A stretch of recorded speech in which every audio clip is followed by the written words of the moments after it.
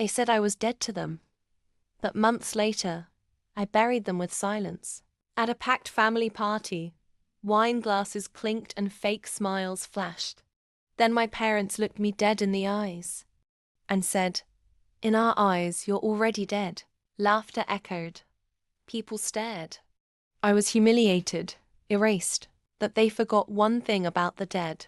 We don't forget. We rise and we don't come back empty-handed. This is how I got the coldest revenge they never saw coming.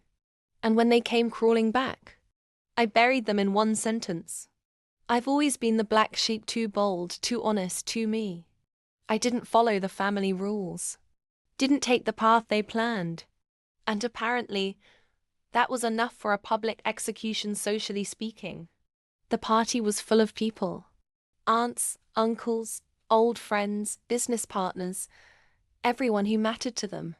And in front of all of them, my mother smiled sweetly, raised her wine glass and said, "To our daughter, oh, wait, we don't have one anymore."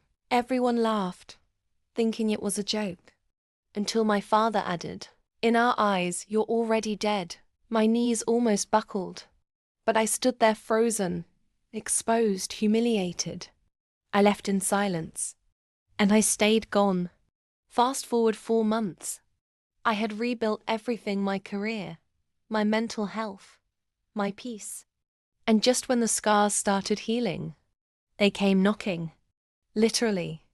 It turns out, they were in trouble. Big trouble. Financial ruin, legal drama, health crisis. And suddenly, their dead daughter was their only hope. They showed up at my house. Same faces. Same arrogance.